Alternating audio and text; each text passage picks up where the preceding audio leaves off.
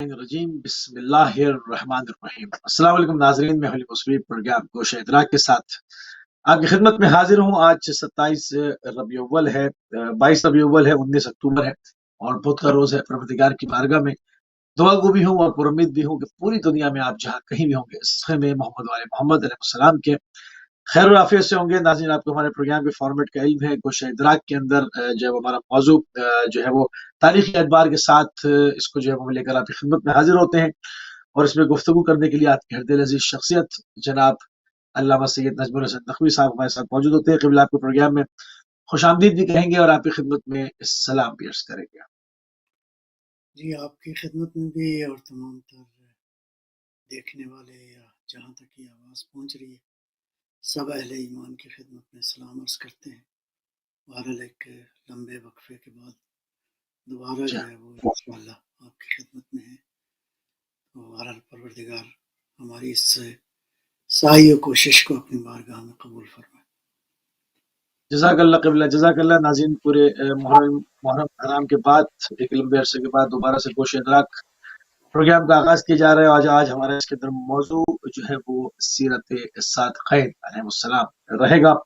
इसमें हम जो है वो रसूल खुदा सल्लल्लाहु अलैहि वसल्लम और इमाम सादिक़ अलैहिस्सलाम की सीरत के ऊपर जो है वो रोशनी डालेंगे। रसूल खुदा सल्लल्लाहु अलैहि वसल्लम के ऊपर मुसलसल प्रोग्राम्स आप हमारी स्क्रीन से देखते चले आ रहे हैं। मुसलसल आपकी शख्सियत के ऊपर गुफ्तगू हो रही है और शख्सियत इमाम जाफर सादिक़ अलैहिस्सलाम के हवाले से अगर क़िबला बात करें तो आपके इल्मी काम बेनज़ीर हैं। अहिया शरीयत और बहुत बड़े-बड़े जिस्मत पूरी फ़िक़्ह के इमाम जो हैं वो बराह रास्त इमाम जाफर सादिक़ अलैहिस्सलाम के या तो शागिर्द हैं या जो है वो शागिर्दों के शागिर्द हैं। और एक बहुत ही आलम इस्लाम के अंदर जो अज़ीम काम इल्मी एतबार से जब भी ज़िक्र किया जाता है तो इमाम के शागिर्दों का ज़िक्र आता है। थोड़ा सा अगर तमीज़ी गुफ्तगू के साथ प्रोग्राम का आगाज़ किया जाए तो शख्सियत इमाम सादिक़ अलैहिस्सलाम के ऊपर क़िबला थोड़ी सी रोशनी डाल दें ताकि हम मज़ीद इल्मी काविशों के ऊपर आगे बढ़ जाएँ।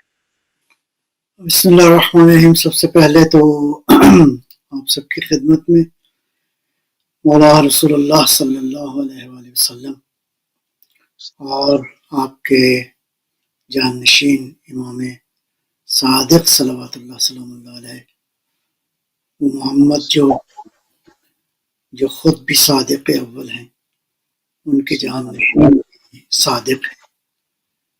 बल्कि मैं यूँ अर्ज़ करूँ कि 17 रबीउल अव्वल जो है वो मोहम्मद और नूर मोहम्मद की विलादत का दिन है।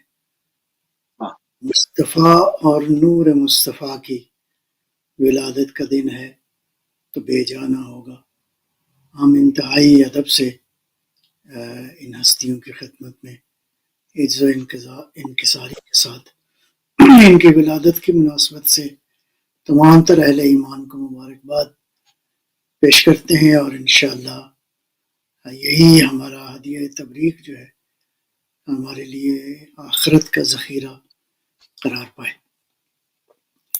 मौला इमाम सादिक़ सल्लल्लाहु अलैहि की शख्सियत पे यकीनन जब ये अय्याम आते हैं तो मुख्तलिफ पहलुओं से गुफ्तगू होती है। मैं सारे पहलू तो ज़ाहिर है कि इस मुख्तसर नशिस्त में उनका इहाता करना मुमकिन नहीं है। एक दो नुक्ते सिर्फ अर्ज़ करूँगा आपकी खिदमत में। एक तो यह है कि इमाम सादिक़ सल्लल्लाहु अलैहि ने जो शरीयत बयान की वो दर हकीकत वही शरीयत है जो पैगंबर अकरम की लाई हुई शरीयत है।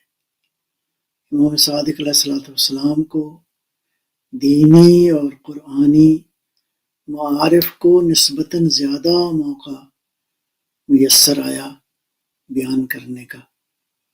और एक पहलू तो यह है कि ये वो दौरानिया है जिस दौर में आलम इस्लाम कहें या इसको मुसलमान ममालिक कहें, इनमें इल्मी बहसों का एक अजीब व गरीब ज़माना था।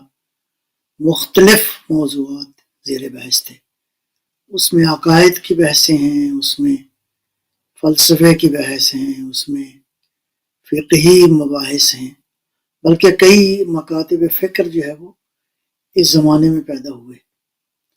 तो ऐसे दौर में اللہ تعالیٰ کی جانب سے جو واقعاً در حقیقت وہی ہادی ہے بشریت کا، تو اللہ کی جانب سے ضرورت تھی کہ کوئی ایک نمائندہ الہی ہو جو امت کے ان مسائل کو حل کرے۔ تو اب ہم دیکھتے ہیں کہ امام صادق علیہ السلام نے عمومی طور پر علم کے جو مختلف یوں سمجھیں دریا بہائے ہیں، یہ دریا جو ہیں وہ مختلف نوعیت کے ہیں۔ جو آپ کے زمانے میں جن لوگوں نے امامت کا دعویٰ کیا وہ خالی فقہ کے امام ہیں، ان کا دعویٰ بھی یہی ہے، لیکن مختلف موضوعات پر علم کلام میں بڑے لوگ تھے اور عقائد کی دیگر مباحث میں بہت سارے لوگ تھے، خود فقہ کے اندر بھی اور حدیث کے اندر بھی بہت سارے لوگ تھے۔ تو اب امام نے علیہ السلام نے ایک بڑی کثیر تعداد جو ہے وہ شاگردوں کی تیار فرمائی۔ کچھ شاگرد تو آپ کے معروف ہیں، لیکن کچھ شاگرد ہیں جن کا ذکر معمولاً نہیں ہوتا، میں اجمالی طور پہ بعض شاگردوں کا ذکر کروں گا۔ اچھا، اس میں بعض شاگرد ایسے ہیں جو مختلف ماسبق ائمہ سے بھی انہوں نے کسب فیض کیا، بلکہ ایک شخصیت تو ایسی ہے جنہوں نے 4 ائمہ سے استفادہ کیا ان کی بارگاہ سے۔ اس میں ایک ہیں ابان بن تغلب۔ امام صادق علیہ السلام سے 3000 حدیثیں کہتے ہیں کہ جناب ابان نے اپنے مولا سے جو وہ حاصل کی، اور یہ ابان بن تغلب جو ہیں ایک ایسی ثقہ اور ایک ایسی مایہ ناز شخصیت اپنے دور میں کہ یہ امام محمد باقر علیہ السلام سے بھی انہوں نے کسب فیض کیا، اور بلکہ امام باقر علیہ السلام نے فرمایا جناب ابان کو، ابان میری خواہش ہے کہ تم مسجد نبوی میں بیٹھ کر فتویٰ دو۔ یہ بات بڑی اہم ہے، اتنی اہم ہے کہ امام معصوم کے ہوتے ہوئے امام معصوم نے کسی شخصیت پہ اعتماد کیا۔ سسٹم کو سمجھنے کی ضرورت ہے، کہ جن لوگوں کو سمجھ نہیں آتی نا کہ امام معصوم کے ہوتے ہوئے جب معصوم کسی غیر معصوم کو حکم دے رہی ہیں کہ تم فتویٰ دو، اس کا مطلب ہے اعتماد کیا امام نے۔ دوسرا جملہ یہ بھی فرمایا کہ میں چاہتا ہوں کہ تمہارے جیسے لوگ ہماری روایات کے راوی ہوں، تو ہماری روایات کے رجال میں ان کا شمار ہوتا ہو۔ تو جناب ابان کی شخصیت ایک بڑی اہم شخصیت ہے۔ اس کے بعد ایک فرمان ہے مولا امام صادق صلوات اللہ سلام اللہ علیہ کا 4 شخصیات کے بارے میں۔ فرمایا کہ یہ 4 جو ہیں دین کی میخیں ہیں، میخیں۔ مولا علی علیہ السلام نے فرمایا نا وہ پہلے خطبے میں کہ اللہ نے پہاڑوں کو زمین کے لیے میخیں قرار دیا تاکہ یہ زمین وہ مستحکم رہے۔ ہاں، یعنی گویا زمین کا استحکام جو ہے ان پہاڑوں کی وجہ سے۔ امام نے فرمایا کہ 4 شخصیات ایسی ہیں کہ جو دین کی میخیں ہیں، اگر یہ نہ ہوتی تو نبوت کے آثار ختم ہو جاتے، یعنی اتنے قابل اعتماد شخصیت ہے۔ اس میں ایک جو ہے محمد ابن مسلم ہے، بہت ہی بڑی شخصیت ہے محمد ابن۔ حقیقت یہ ہے کہ ان میں سے ہر شاگرد جو ہے وہ ایک دنیا ہے، ایک علمی حوالے سے ان کا ایک بہت بڑا مقام ہے۔ وقت نہیں ہے ورنہ میں صرف اشارتاً ہی عرض کر رہا ہوں۔ تو محمد ابن مسلم ایک بہت بڑی اہم شخصیت ہے۔ برید بن معاویہ اجلی ہیں دوسری شخصیت۔ تیسری شخصیت جو ہے وہ لیث بن بختری مرادی ہیں، اور چوتھی شخصیت جو ہے وہ زرارہ بن عیون۔ یہ وہ 4 شخصیات ہیں جن کے بارے میں مولا امام صادق نے فرمایا کہ اگر یہ نہ ہوتے تو نبوت کے آثار مٹ جاتے، اتنی خدمات ہیں ان کی۔ اور اس کے بعد ایک اور شخصیت ہیں، ان کا نام ہے ابو حمزہ سمالی۔ ان کا اصل نام تھا ثابت بن دینار. ابو سارا حمزہ سمالی جو ہے یہ 4 ائمہ کی خدمت میں رہے ہیں. امام اللہ علیہ السلام، امام باقر علیہ السلام، امام صادق علیہ السلام، اور حتیٰ انہوں نے درک کیا امام موسیٰ کاظم علیہ السلام کا زمانہ بھی. تو امام صادق علیہ السلام جناب ابو حمزہ سمالی کے بارے میں فرماتے ہیں لاستریح اذا رأیتک، میں جب میں آپ کو دیکھ لیتا ہوں تو مجھے سکون قلب میسر آتا ہے. اللہ اکبر. سبحان اس اللہ. قدر عظیم انسان ابو حمزہ سمالی. ابو حمزہ سمالی کے بارے میں 8ویں امام علیہ السلام نے ایک مولا سے ایک روایت ہے کہ ابو حمزہ سمالی اپنے دور میں ایسے ہی تھے جیسے سلمان فارسی تھے نبی اکرم کے. واہ سبحان اللہ. تو یہ وہ شاگرد ہیں جنہوں نے. اچھا اس کے علاوہ اور شاگرد بھی ہیں جس میں جناب زرارہ کے ایک بھائی ہیں عمران بن اعین کے بارے میں بھی بہت ساری حدیث ہیں. میں صرف ایک حدیث کا ذکر کروں گا، اس سے آپ اندازہ لگا سکتے ہیں کہ یہ عمران بن اعین کتنی اہمیت کی حامل شخصیت ہے. عمران بن اعین کی جب رحلت ہوئی تو امام صادق علیہ السلام نے فرمایا کہ مات واللہ مؤمنا، اللہ اکبر، اللہ کی قسم مومن دنیا سے چلا گیا ہے. یعنی جس کو امام صادق علیہ السلام فرمائیں کہ مومن ہے تو آپ اندازہ نہیں لگا سکتے. اس کے علاوہ جو ہے وہ اور شخصیات میں ایک اور شخصیت بھی ہیں جس میں عبداللہ ابن ابی یافور ہیں. عبداللہ ابن ابی یافور کے بارے میں صرف ایک ہی بات بیان کروں گا کہ مولا امام صادق علیہ السلام نے ایک دن جو ہے وہ پوچھا عبداللہ سے کہ عبداللہ یہ بتاؤ کہ تم امام کی اطاعت کرتے ہو؟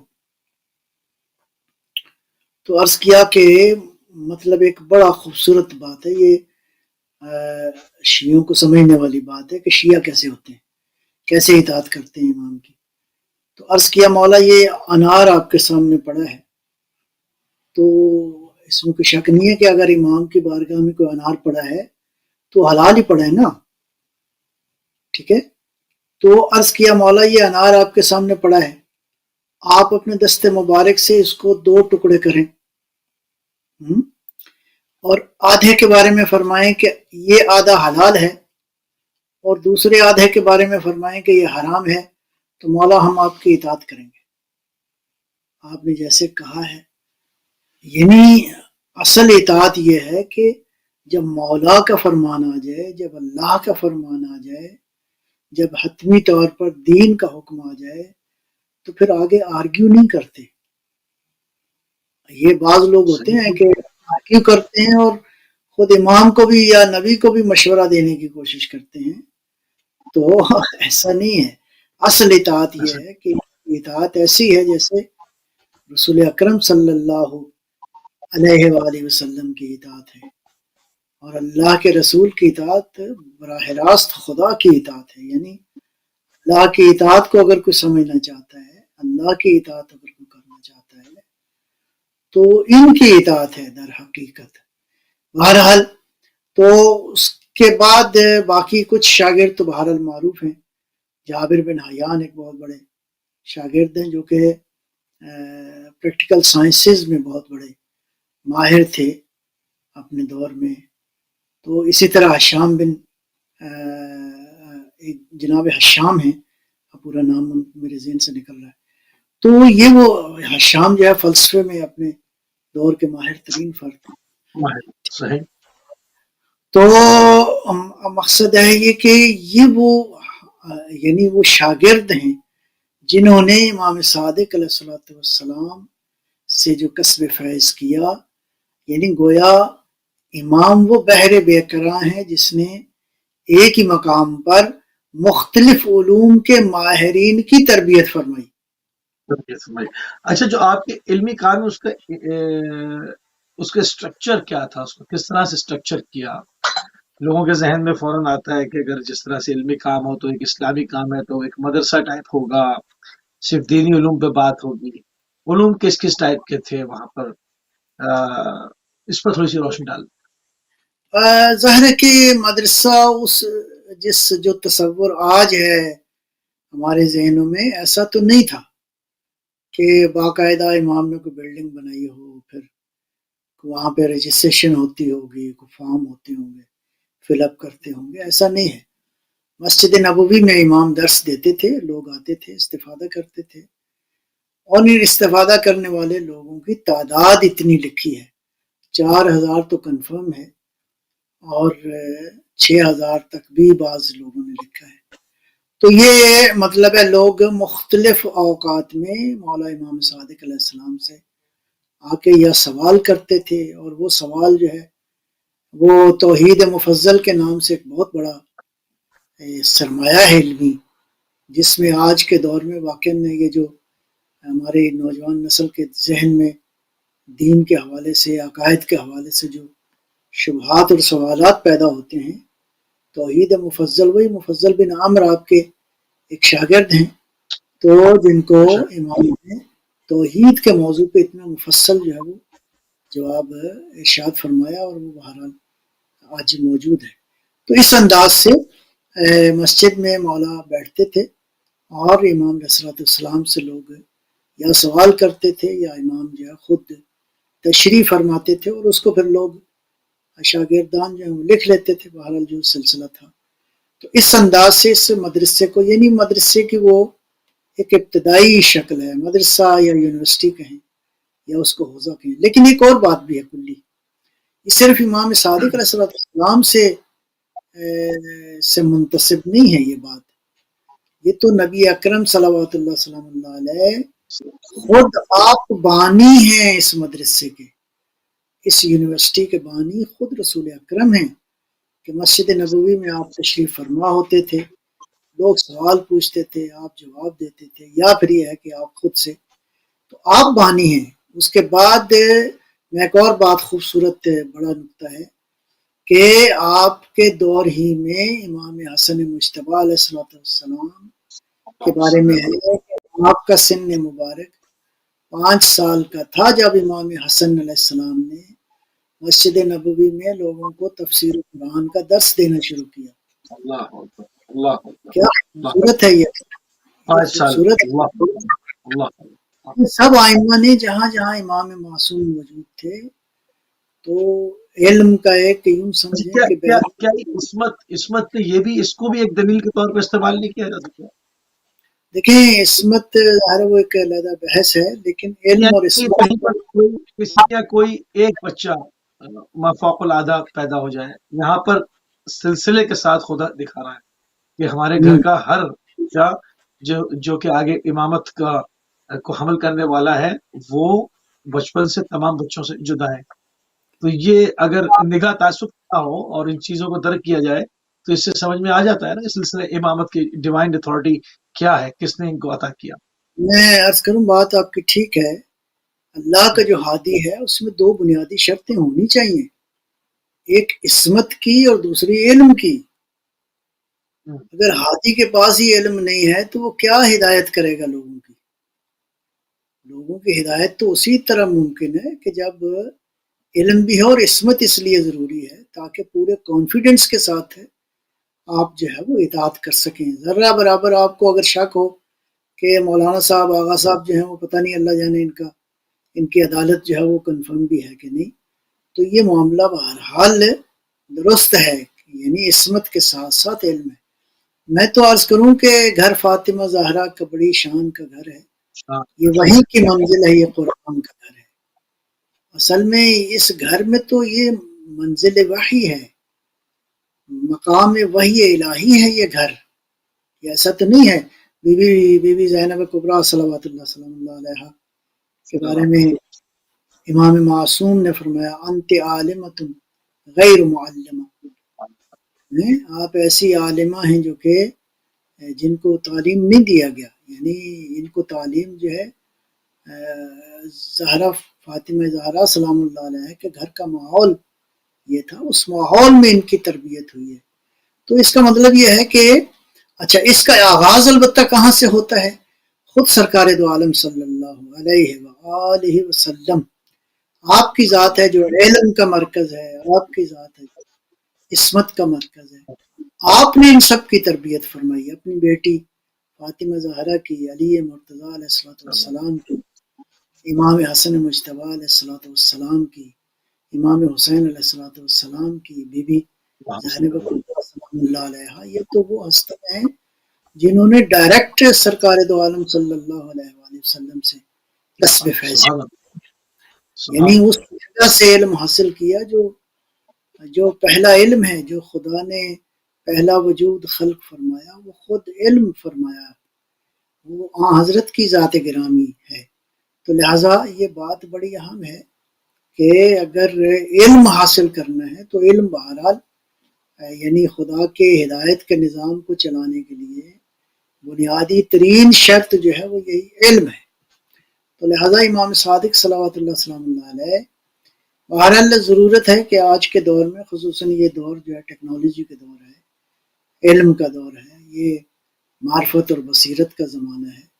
تو ایسے زمانے میں ہمیں مولا امام صادق علیہ السلام کی شخصیت سے اور باقی بہرحال تمام تر ان ہستیوں سے ہمیں علم حاصل کرنا. میں صرف ایک ایسی بات عرض کروں، آپ کی بات سے یاد آ گیا کہ ابھی ایک جامع الاحادیث جو ہے مرتب ہو رہی ہے قوم کے اندر.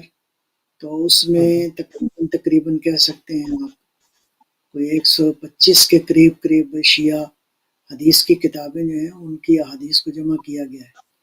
تو میں نے جو نمبرنگ دیکھی ہے تقریباً یہ 6 لاکھ تک پہنچ گئی ہے. 6 لاکھ حدیثیں. سبحان اللہ. سارے کا ساتھ جو ہے وہ اہل بیت علیہ السلام سے ہے، ختم مرتبت صلی اللہ علیہ وسلم سے، یعنی ایک ہی گھر سے ہے اتنا علم. تو اب لوگوں کو تکلیف بھی ہے، عموماً لوگوں نے آ کے ہمارے پروگرام میں کال کر کے بھی یہ اس بات کا کہا، میں چاہوں گا اس پہ علمی جواب چاہیے، کیونکہ ہم اس میں مطلب ضد برائے ضد کے قائل نہیں ہیں. ہم چیزوں کو ایک پلیٹ فارم ہے، چاہتے ہیں سوال آئے تو اس کو علمی جواب دی جائے. وہ کہتے ہیں ایک گھر سے خدا نے مخصوص رکھا ساری امامت کو، سلسلہ امامت کو، نسل بعد نسل ایک ہی گھر پہ. اب وہ چاہیے دشمنی والا سوال ہو یا اس سوال کے اندر حقیقت میں ایک سوال ہو، جاننا چاہ رہا ہوں، دونوں صورتوں سے لوگوں کی تشنگی ہو جائے. میں عرض کروں کہ یہ بنیادی طور پہ سوال تو اللہ سے بنتا ہے کہ اللہ نے یہ سارا، میں نے بھی یہ کہا کہ جناب ابراہیم کی دعا تھی بیسیکلی. وہ ٹھیک ہے، وہ دلائل کے طور پہ تو بہت سارے دلائل ہیں. تو پہلا تو میں عرض کروں گا کہ یہ اللہ نے ایسا کیا ہے کہ اللہ نے موسیٰ علیہ السلام کے 12 جان نشین قرار دیے. اللہ نے جناب یہ عیسیٰ علیہ السلام کے 12 حواری جو ہیں وہ قرار دیے. اور اس طرح تاریخ میں اور بھی 12 کا عدد جو ہے وہ ملتا ہے. تو ایک ہی خاندان سے، ایک ہی فیملی سے، یہ بات اللہ کا انتخاب ہے، نمبر 1. دوسرا یہ ہے کہ اس میں ایک پہلو یہ ہے کہ اللہ نے ایک ہی گھر سے ان کو قرار دیا ہے تاکہ بحیثیت ایک خاندانی، لوگوں کا ہوتا ہے نا خاندان ہمارا یہ بڑا ہے، یعنی یہ خاندان بھی ایسا ہے کہ جو اللہ نے چنا ہے اس خاندان کو. ٹھیک ہے جی. اور یہ قرآنی آیات، اس پہ بہت ساری بحث ہو سکتی ہے کہ پروردگار نے جو ہے وہ خاندانوں میں ذریتوں کا انتخاب کیا ہے. یعنی ذریتوں کا انتخاب کس لیے ہوا ہے؟ یعنی آدم علیہ السلام کا انتخاب ہوا، اللہ نے نوح کا انتخاب کیا، پھر فرمایا آل عمران کا ہم نے انتخاب کیا، پھر آل ابراہیم کا انتخاب کیا. ذریتم بعد ہم من بعد، اللہ ذریتوں کا انتخاب کرتا رہا ہے. تو ذریت کا انتخاب اللہ نے دین کے لیے کیا ہے. یہ کوئی پہلا واقعہ نہیں ہے کہ سرکار دو عالم صلی اللہ علیہ وآلہ وسلم کی ذریت سے اللہ نے انتخاب کیا اپنے دین کے لیے. یہ سابقہ انبیاء میں بھی یہ سلسلہ جاری ہے. فی الحال میرا خیال یہی جواب کافی ہے کہ اللہ نے آدم کو چنا، نوح کو چنا، آل ابراہیم کا انتخاب کیا، آل عمران کا انتخاب کیا، پھر آگے ایک آیت چلتی ہے ذریتم من بعد، ذریتم بعدھا من بعد، کہ ایک ذریت سے دوسری ذریت جو ہے وہ اللہ انتخاب کرتا رہا ہے، پروردگار انتخاب فرماتا رہا ہے۔ نبی اکرم صلوات اللہ سلام اللہ علیہ کی ذریت کا بھی اللہ نے انتخاب کیا ہے تاکہ اس کا دین جو ہے وہ باقی رہے۔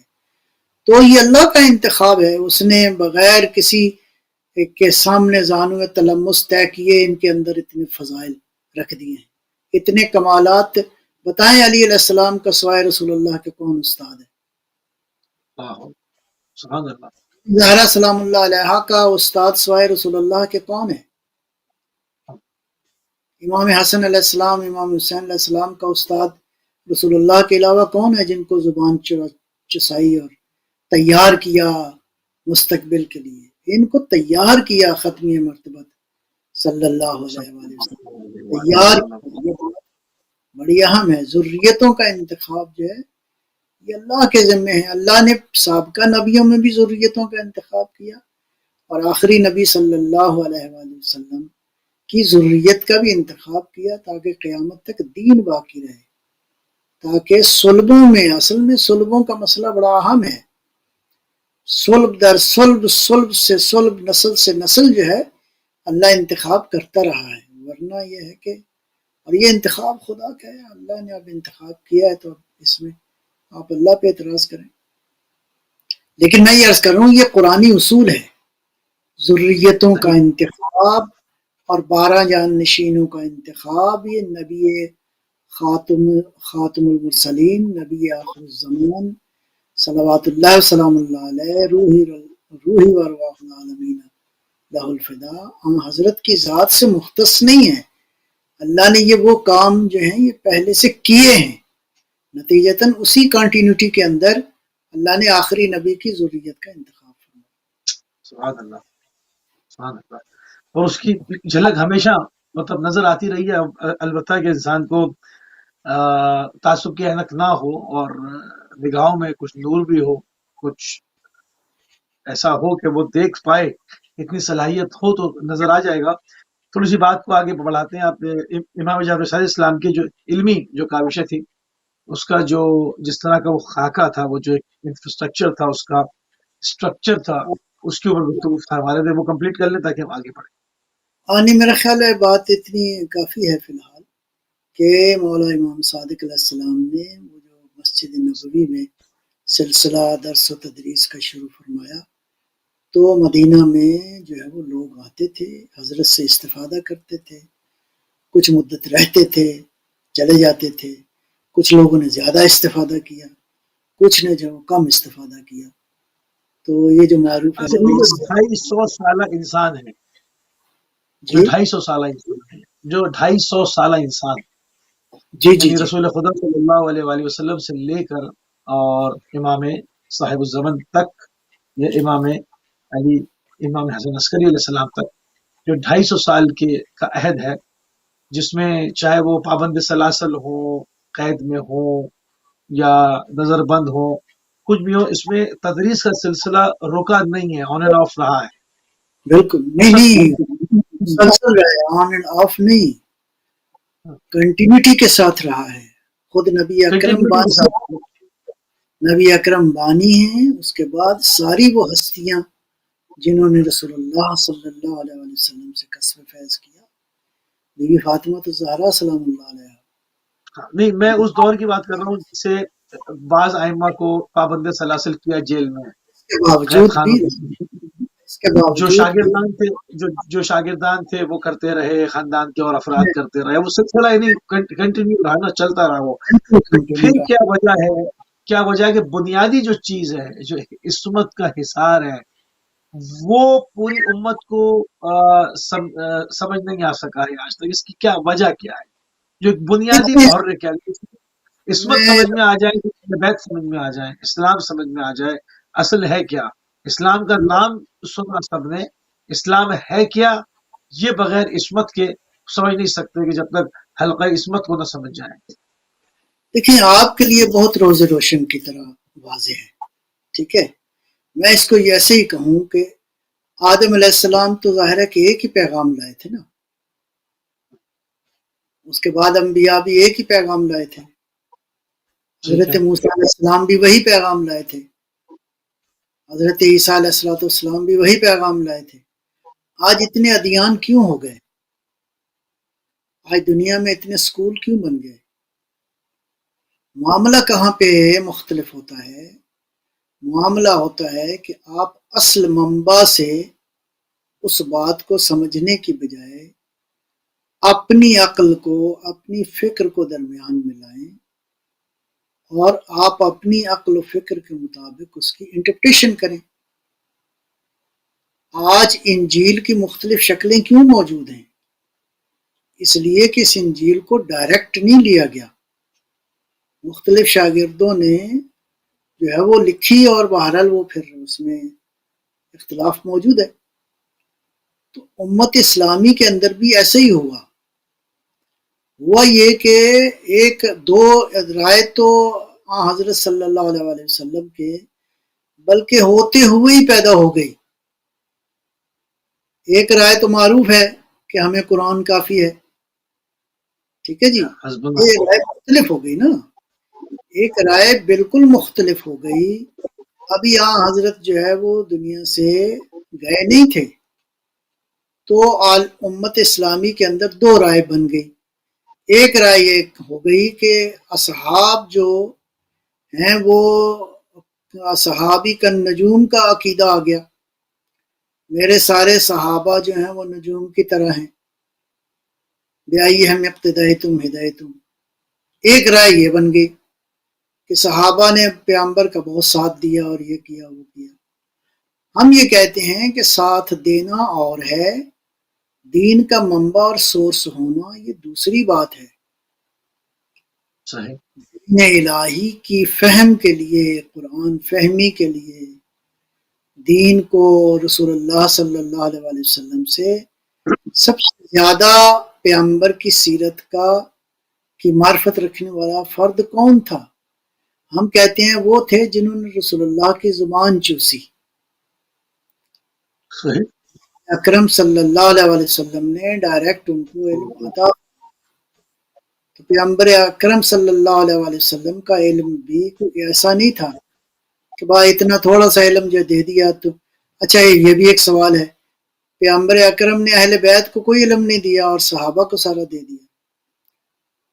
تو میں نے ابھی 6 لاکھ حدیثوں کا ذکر کیا ہے، ایسا نہیں ہے۔ یہ میں عرض کروں، ہم باقی تمام تر مکاتب فکر کے پورے احترام کے ساتھ ہم یہ کہتے ہیں کہ بالآخر اہل بیت کے پاس بھی علم ہے، ایسا نہیں ہے کہ پیغمبر سارا علم جو ہے وہ صحابہ کو دے گئے، ٹھیک ہے جی۔ تو باقی علمی ویسے اپنی جگہ پہ ہیں، اصحابی کا نجوم کے حدیث اس کی حقیقت کیا ہے، یہ اپنی جگہ پہ ایک علمی بحث ہے۔ توجہ فرمائی آپ نے، نتیجتاً یہ ہے کہ اگر علمی اس پر بات کریں تو سارا علم ہے ہی اہل بیت کے پاس، وہ ٹھیک ہے، وہ آپ بہت نہیں، آپ کی رائے ہے نا، میں کہتا ہوں وہ ہماری رائے ہے۔ ہم یہ کہتے ہیں کہ پیغمبر اکرم صلی اللہ علیہ وسلم جو دے گئے تھے اس کو سمجھنے کے حوالے سے دو رائے ہو گئی، ایک رائے اصحاب کی رائے ہو گئی، ایک رائے اہل بیت کی رائے ہو گئی۔ اچھا، عالم اسلام کے جو بڑا حصہ ہے انہوں نے اہل بیت کو تو اہمیت دی نہیں، نہ ان سے کوئی حدیث لی، نہ ان سے کوئی علم لیا۔ ہم آج کے دور میں یہ دعوت فکر دیتے ہیں کہ آئیں، بالآخر اہل بیت علیہ السلام نے جو فرمایا ہے وہ بالآخر امت کے لیے فرمایا ہے، وہ بالآخر انسانوں کی ہدایت کے لیے فرمایا ہے۔ جب آپ موازنہ کریں گے، جب آپ تقابل کریں گے تو اہل بیت آپ کو علم کی معراج پر نظر آئیں گے۔ اہل بیت کا دیا ہوا فارمولہ ہی امت کی نجات کا سبب بن سکتا ہے، ٹھیک ہے جی۔ ہم کمپیریزن کر رہے ہیں، ایسے ہی ہے جیسے فرض کریں ایک میٹرک کا سٹوڈنٹ کوئی بات کرے اور ایک پی ایچ ڈی کا سٹوڈنٹ کوئی بات کرے۔ اصحاب کی بات جو ہے اس علمی مقام کی نہیں ہے جس علمی مقام پہ اہل بیت نے باتیں کی ہیں۔ اہل بیت کے علم کا تو کوئی مقابلہ ہی نہیں ہے، کہاں میٹرک پاس، مڈل پاس، اور کہاں ایک جس نے کچھ اور پی ایچ ڈی کیے ہو، تو موازنہ تو نہیں بنتا نا، کوئی موازنہ تو نہیں بنتا. لہذا اس اعتبار سے ہم دعوت دیتے ہیں، بس ٹھیک ہے، علمی طور پر آئیں. اور یہ جو ہے نا، یہ اس طرح کے پروگراموں میں بھی یہ معاملہ حل ہونے والا نہیں ہے. گھنٹے کا پروگرام ہو اور ہم بھی کوئی بات کریں اور ادھر سے بھی کوئی بات آ جائے، ایسا نہیں ہے. بنیادی طور پہ اس کے مبانی، اس کی بنیادیں کیا ہیں، مبانی کیا ہیں، ان مبانی پہ بات کی جائے اور بڑے حوصلے تحمل سے ایک دوسرے کی بات کو سنا جائے. بالکل صحیح، بالکل صحیح. تو امام جعفر صادق علیہ السلام کے علمی کام اور آپ کے شاگردان کے حوالے سے جو ہے وہ بات ہوئی. تھوڑی سی اس میں جو معروف شاگردان ہیں، اس میں جو مختلف پوری فقہیں بن گئی قبلہ، تو یہ کس طرح سے ہوا؟ اس میں تغیر کیسے آیا؟ لیا تو منبع سارا امام صادق علیہ السلام سے، پھر وہی جو آپ کہتے ہیں کہ اپنا نظریہ، اپنا ایک فردی. میں یہی کہوں گا، ایک استاد سے جو لوگ جنہوں نے حاصل کیا، انہوں نے آگے سے خود، میرا مطلب ہے، اس پہ اجتہاد کیا اور ایک مذہب کی بنیاد رکھی. چلو بہرحال میں کہتا ہوں کہ ماضی جو تھا وہ گزر گیا. اب آئیں علمی بنیادوں پر جو ہے وہ ان مسائل کو حل کرنے کی ضرورت ہے، تاکہ امت جو ہے وہ اس میں اختلاف پراکندگی جو ہے وہ درست نہیں ہے، لیکن بنیاد ہونی چاہیے علم، بنیاد ہونی چاہیے قرآن کریم، بنیاد ہونی چاہیے سیرت طیبہ پیغمبر اکرم صلوات اللہ وسلم. بالکل صحیح. اچھا، رسول خدا کے تعارف پر اگر قرآنی تعارف کی ہم بات کریں کہ رسول خدا صلی اللہ علیہ وسلم کی شخصیت پر ہم دیکھتے ہیں کہ آئے دن حملہ کیا جاتا ہے، اور اس میں جو ہے اس کو مٹیریل جو ہے وہ بہت ساری جو عالم اسلام کی بعض کتابیں ہیں ان سے ہی وہ اٹھاتے ہیں اور رسول خدا صلی اللہ علیہ وسلم کی کردار کشی کرتے ہیں، ان کو بہانہ ملتا ہے. رسول خدا کا جو اصل تعارف ہے، جو مولا امیر المومنین نے پیش کیا، جو قرآن کریم نے پیش کیا، اگر ہم آج قرآن کریم کے حوالے سے تعارف کی بات کریں تو قبلہ کیا کہیں گے آپ؟ قرآن کس طرح تعارف کرا رہا ہے؟ میں عرض کروں بسم اللہ الرحمن الرحیم، درود السلام ہو آقا و مولا رسول اللہ صلی اللہ علیہ وآلہ وسلم کی ذات گرامی پر. وہ ہستی جو مخلوق اول ہے، وہ ہستی جو نور اول ہے، وہ ہستی جو علم اول ہے، وہ ہستی جو عقل اول ہے، وہ ہستی جو رسالت کا محور ہے، جو رسالت و نبوت کا مغز ہے، جس کے صدقے میں انبیاء کو نبوتیں ملی. یہ ہے ہمارا بنیادی طور پر عقیدہ. اب چلتے ہیں بات آگے. میں کہتا ہوں کہ تاریخ اور کیا کہتے ہیں سیرت کی جو کتابیں لکھی گئی ہیں، اس سے ہٹ کے جو بنیادی طور پہ نبی اکرم کی اس شخصیت کو سمجھنے کا معیار ہے، حتیٰ یہ بات بھی علماء کرتے ہیں کہ آپ کی احادیث کو سمجھنے کا معیار بھی جو ہے وہ قرآن ہے. جی، احادیث کے بارے میں بھی پیغمبر نے فرمایا کہ اس کو قرآن کے سامنے پیش کرو، اگر قرآن تائید کرے تو پھر لے لو. ٹھیک ہے جی، تو بنیادی طور پر جو ہے وہ قرآن معیار ہے. اب چلتے ہیں قرآن کریم کی طرف. پہلی بات تو یہ ہے کہ خود قرآن کے اوصاف کیا ہیں. قرآن کریم کن اوصاف، کن ایٹریبیوٹس کے ساتھ اللہ نے اس کتاب کو بھیجا، اور اس کے مطابق جو ہے اللہ نے ہادی بھیجا. یعنی قرآن کریم کے اوصاف جو ہیں وہ بالکل ٹیلی کرتے ہیں ہادی برحق پیغمبر اکرم، پیغمبر خاتم صلی اللہ علیہ وسلم. اگر قرآن کریم کتاب ہدایت ہے، اگر قرآن کریم کتاب نور ہے، اس کی ہدایت نور ہے، تو ہادی بھی ہادی نور ہونا چاہیے.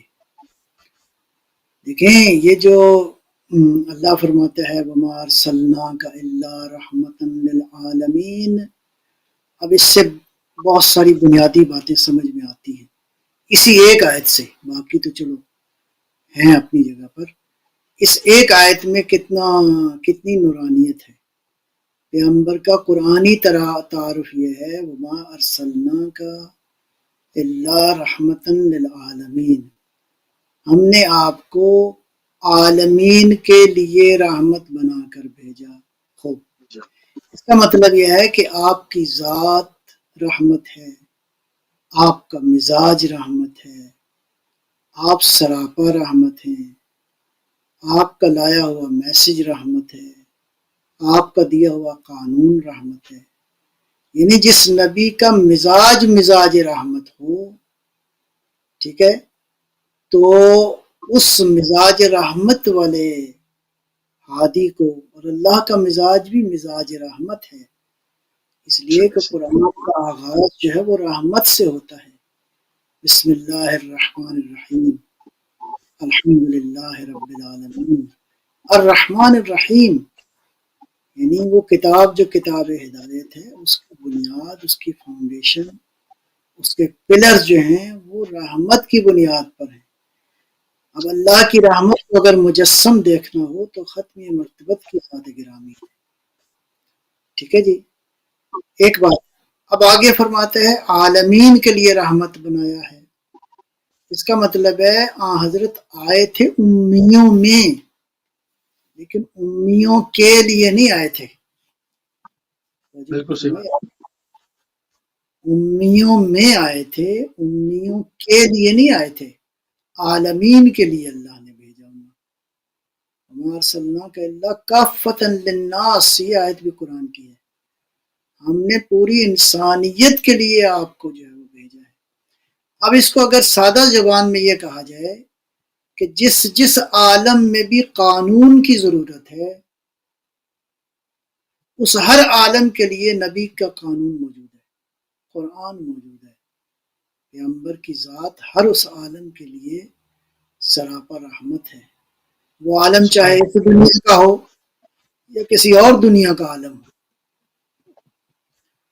ہر عالم میں اگر قانون ہے تو قانون دان، قانون کی محافظت کرنے والا ختم مرتبت کی نامی ہے.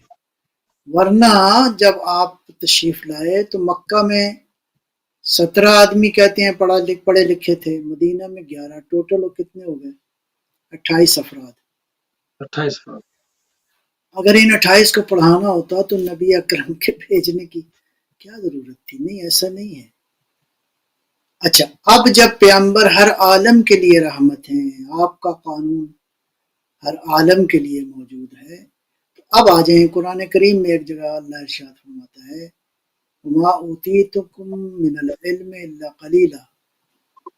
بشر کو اللہ کہتا ہے، انسان کو اللہ فرماتا ہے کہ ہم نے تمہیں علم قلیل دیا ہے.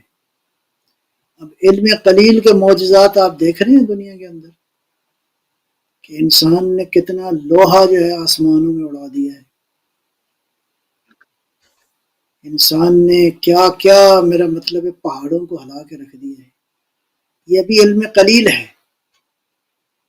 تو قیامت تک جو ہے جتنے لوگ بھی آئیں گے یہ پیغمبر کے شاگرد ہیں. اور اگر ان میں سے کسی نے دعویٰ کر دیا کل مولا امام مہدی علیہ السلام کے سامنے ہمارا علم زیادہ ہے آپ کے جد کے علم سے، تو کیا کریں گے؟ صحیح جی، تو یہ معیار بتا دیا کہ پیغمبر کے علم کا معیار کیا ہے. پیغمبر کے علم کا معیار کیا ہے؟ مولا کائنات امیر المومنین علی ابن ابی طالب علیہ السلام نے فرمایا پوچھ لو مجھ سے جو پوچھنا ہے. سلونی سلونی قبل ان تفقدونی انی اعلم من فوق الارض طرف السماء. جی، یہ پیغمبر کے علم کا معیار ہے جو علی بیان کر رہے ہیں. علی وہ ہیں جس نے فیض کیا ہے. یہ اس بات کو سمجھیں. جب علی فرماتے ہیں کہ مجھ سے پوچھ لو میں زمین کی راہوں سے آسمان کی راہوں کو بہتر جانتا ہوں، آپ کو سمجھ میں آتا ہے کہ پیغمبر کے علم کا معیار کیا ہے، پیغمبر کی عصمت کا معیار کیا ہے. پھر یہ بھی بات تو مسلم ہے، اب سارے علماء مسلمان عقیدہ رکھتے ہیں کہ پیغمبر جو ہے وہ ما سبق تمام تر انبیاء کی نبوت کی اور ان کی امتوں کی گواہی دیں گے ان کے اعمال کی. پیغمبر اب پیغمبر کی نبوت کی رسائی آپ دیکھ رہے ہیں کس قدر عظیم الشان ہے یہ قرآنی پیغمبر. یا ایک جگہ ارشاد فرمایا محمد جو ہے وہ تم میں سے کسی کا نہ باپ ہے جی نہ کسی کی اولاد ہے ولیکن خاتم النبیین، یعنی پیغمبر کو دیکھنا ہے تو اس کا معیار رشتے نہیں ہیں، ریلیٹیوز نہیں ہیں۔ پیغمبر کا کس کے بیٹے ہیں وہ ٹھیک ہے، وہ اپنی جگہ پہ اس میں کوئی شک نہیں ہے کہ وہ اہم ہیں اس دنیا کے حوالے سے، لیکن حضرت صلی اللہ علیہ وآلہ وسلم کی قرآنی شناخت یہ ہے آپ خاتم النبیین ہیں۔ یہ خود لفظ خاتم یہ بتا رہا ہے کہ آپ ما سبق تمام تر انبیاء سے افضل ہیں، اور پیغمبر کو دیکھنا ہے تو ختم نبوت کو دیکھو۔ ختم نبوت یعنی قرآن، یعنی آپ کا لایا ہوا پیغام۔ یا ایک جگہ ارشاد فرمایا وما محمد الا رسول، محمد نہیں ہے مگر رسول، یعنی محمد کو دیکھنا ہے تو رسالت کے عنوان سے دیکھو۔ ہاں اب اگر محمد کے رشتوں کو پہچاننا ہے تو اسی اینگل سے دیکھو گے، رسالت کے اینگل سے۔ رسالت کے اینگل سے دیکھو گے تو اللہ جو ہے وہ آپ کو نظر آئے گا کہ پیغمبر کے سگے چچا کو لعنت بھیجی ہے اللہ نے، تبت یدا ابی لہب، ہو گیا۔ یعنی ایک چچا کو اللہ نے قیامت تک کے لیے ملعون قرار دے دیا، حالانکہ چچا ہے۔ اس کا مطلب ہے معیار چچا ہونا نہیں ہے، معیار رسالت کا ساتھ دینا ہے۔ اور ایک چچا، دوسری طرف ہاں ایک چچا جس نے اپنی جان ساری نچھاور کر دی تو اس کے بارے میں کیا آیا وہ وجدک عالا فہدا،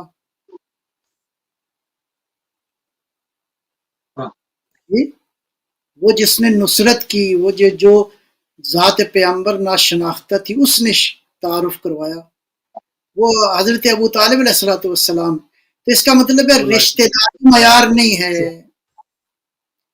رشتہ داری معیار ہوتے تو دونوں چچا تھے، نہیں ایک لعنت کا مستحق ہو گیا اور ایک قیامت تک خدا کی تعریف کا مستحق ہو گیا۔ یہ سورہ فیل جو نازل ہوا یہ کس کے ایمان کی دلیل ہے؟ حضرت عبد المطلب صلوات اللہ سلام اللہ علیہ کے ایمان کی دلیل ہے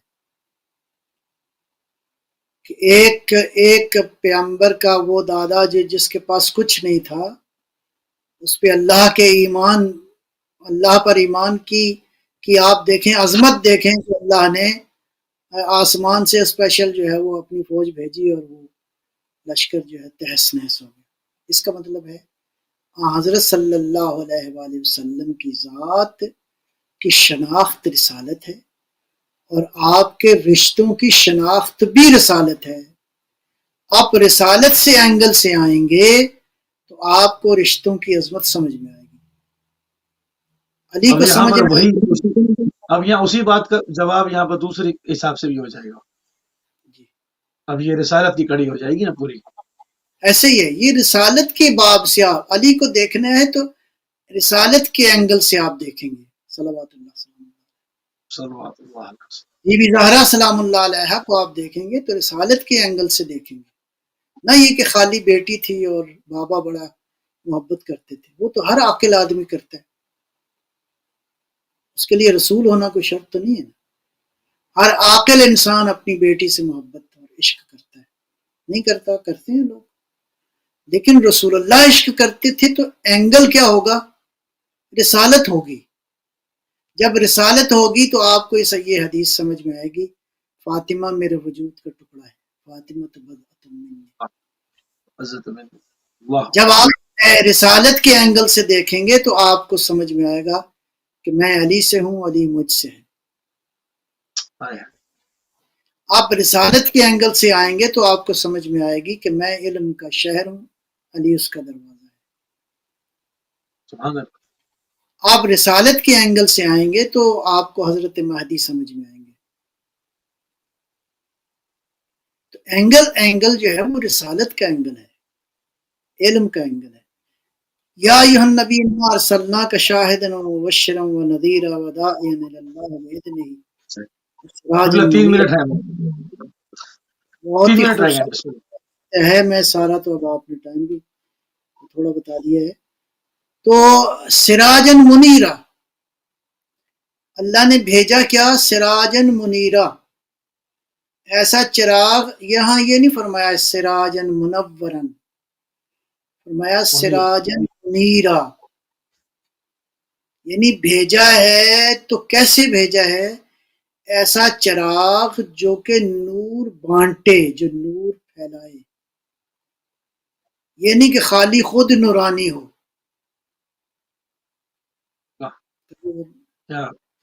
تو جس کی گھٹی میں اللہ نے نور خلق فرمایا ہو، جس کی خلقت میں اللہ نے نور تقسیم کرنا رکھا ہو، سراجن منیرا. اللہ نور السماوات والارض مثل نور ہی، اللہ زمین و آسمان کا نور ہے، یہ اللہ ہے. یہاں پہ مثل نور ہی، اس کے نور کی مثال یہ اللہ نہیں ہے، کوئی ایسا وجود ہے جو ساری کائنات کو نور دے رہا ہے. تو یہ آیت بتا رہی ہے کہ اللہ نے اپنے نبی کو سراجن منیرا بھیجا، جس کے وجود ہی میں کائنات کی تاریکیوں کو دور کرنا، جس کے وجود ہی میں کائنات کو نورانیت دینا، وہ ختم مرتبہ صلی اللہ علیہ وآلہ وسلم کی ذات گرامی ہے. اللہ تعالی ہمیں حضرت صلی اللہ علیہ وسلم اور آپ کی پاکیزہ آل جو ہے ان کے عشق و معرفت سے ہمیں اپنی دنیا و آخرت کو منور کرنے کی جو ہے وہ طاقت اور توفیق عطا فرمائے. اور آج کا جو باٹم لائن میسیج ہے وہ یہی ہے کہ پیغمبر کو دیکھنا ہے، پیغمبر کے رشتوں کو دیکھنا ہے تو اینک رسالت کی ہونی چاہیے. رسالت کے تھرو آپ آئیں گے تو نبی بھی سمجھ میں آئیں گے، بھی سمجھ میں آئیں گے، اور باقی نیک لوگ بھی سمجھ میں آ جائیں گے. سبحان اللہ. قبلہ بہت شکر گزار ہے، انتہائی مشہور ہے اور انتہائی ممنون ہے کہ آپ نے اپنا قیمتی ٹائم اہل بیت ٹی وی کو دیا. اور ناظرین، آپ سماعت فرما رہے تھے جناب علامہ سید نجم الحسن نقوی صاحب کو گوشہ ادراک کے اندر سیرت الصادقین کے حوالے سے. ہمارے پروگرام کا ٹائم جو ہے وہ تمام ہو گیا. انشاءاللہ ہماری اور آپ کی اگلی ملاقات کل جو کہ ٹائم